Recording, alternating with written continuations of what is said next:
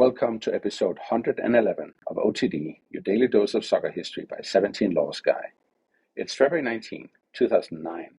We're in Belo Horizonte. We're at the Mineirão, one of South America's great football bowls, a place built to make visiting teams feel small. Cruzeiro are at home, Brazilian heavyweights with a continental pedigree, a team that expects to go deep in this tournament. And the visitors are Estudiantes de La Plata, a club with a Libertadores soul, but a 39-year gap in its trophy cabinet where this cup is supposed to sit. Tonight, Estudiantes get smashed 3-0, and 5 months later, in this same stadium, they lift the Copa Libertadores. So this is a boomerang story, the kind football saves for the people who insist on believing. But how did we get here? First, you need the two clubs and what Libertadores means to each of them. Estudiantes are not supposed to be romantic, they're supposed to be sharp. They are El Pincha, the club from La Plata that turned tactics into identity back in the late 60s, winning 3 straight Libertadores from 68 to 70, the last of them led by a ruthless competitive edge that made them famous and infamous at the same time. And then, silence. Decades of history, but not that history. Cruzeiro, meanwhile, are Brazil's decorated operators. They've won this tournament before, they know the routes through it, and they qualified for 2009 by finishing third in Brazil the year before, good enough to arrive at the party with credibility and momentum. Estudiantes don't arrive with that kind of runway. They qualify through Argentina's allocation system, and it's worth pausing on this because it shapes the psychology. They're not coming in as champions. They're coming in through the math, performance averaged across previous Argentine tournaments. So before a ball is kicked, the message is, you're in, but you're not safe. And in 2009, Estudiantes aren't even guaranteed the group stage. They have to survive the preliminary round, a two-legged trap designed to punish anyone who thinks they deserve to be here. They go to Lima and lose 2-1 to Sporting Cristal. They come home and win 1-0, so they advance on away goals. And when the group stage begins, Estudiantes are already playing with the feeling that one more bad night could end everything. They fly to Belo Horizonte for match day 1, and for 45 minutes, they do the hard part. They keep it level. Goalless at halftime in the Mineirão is a statement. It says, we can live here. But South America has a special cruelty. Sometimes it waits until you've done everything right, and then punishes one mistake like it's a moral failure. In the 63rd minute, Cruzeiro get a penalty, and Fernandinho converts. And that one goal doesn't just put Estudiantes behind, it changes the temperature of the entire match. Kleber comes off the bench, and in the next 10 minutes, turns the scoreline into something that looks like a mismatch. 3-0, a low finish from an angle, a one-on-one and a knockout combination. And at the final whistle, this looks like a familiar Libertadores storyline. Brazilian power at home, Argentine visitors swallowing a harsh lesson, and group stage hierarchy enforced. But this is where the film cuts to the part most people forget, what happens after humiliation. Because Estudiantes don't just lose here, they wobble. They lose 2 of their first 3 group games, and then the club makes a decision that becomes the hinge of the entire campaign. Their coach, Leonardo Estrada, is replaced by Alejandro Sabella, a former Estudiantes player himself, when he earned 8 caps for Argentina in 1983-84. Later he became coach of Argentina, so if you only know Sabella from Argentina's 2014 World Cup run, remember where the credibility comes from, here, in a club that has just been punched in the mouth and is trying to remember who it is. Sabella doesn't just turn them into artists. He turns them into a machine that refuses to concede. And you can see the stabilization in the group itself. Estudiantes begin to win. They recover and they stop bleeding. They hammer Deportivo Quito 4-0 in La Plata, a reminder that Estudiantes at home can still feel like a storm. And then comes the first act of revenge, the result that makes you go back and look at the opener again. Estudiantes beat Cruzeiro 4-0 in La Plata. Same teams, same group, a complete inversion. If the 3-0 in Belo Horizonte was about Cruzeiro's weight, the 4-0 in La Plata is about Estudiantes' memory. We've been champions before, and we're done playing as guests. And now the group table tightens. And the final group match is exactly the kind of match that destroys teams that don't have emotional control. Estudiantes go to Universitario, and it finishes 0-0. Nothing glamorous, nothing heroic, just survival with discipline.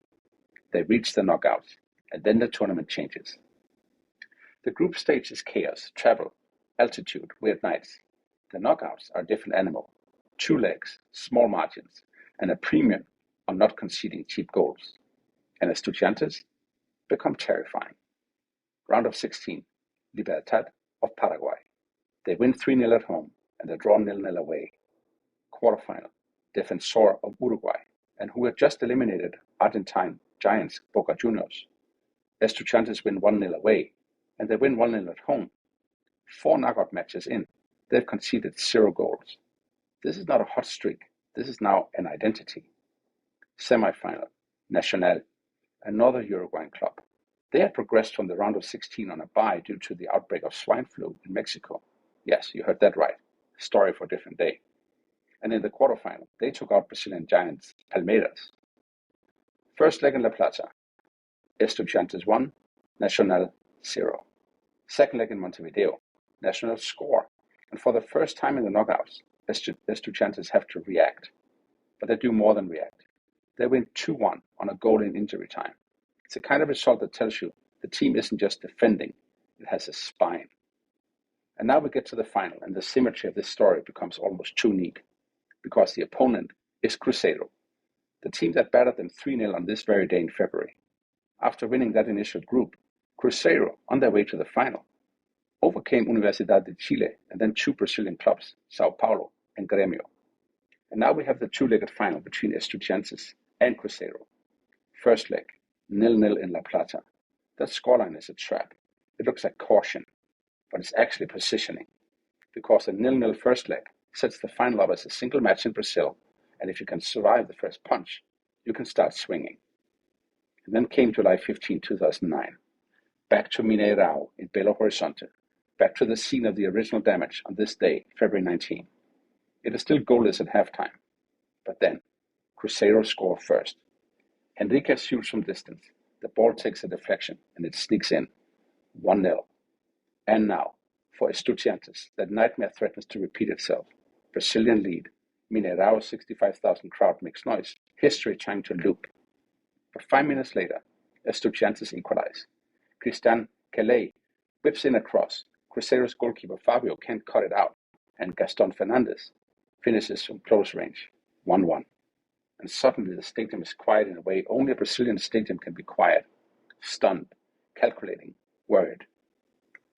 And then comes the set piece, because football always returns to the fundamentals when the stakes are highest. Juan Sebastian Veron, the captain, the brain, the symbol, delivers a corner.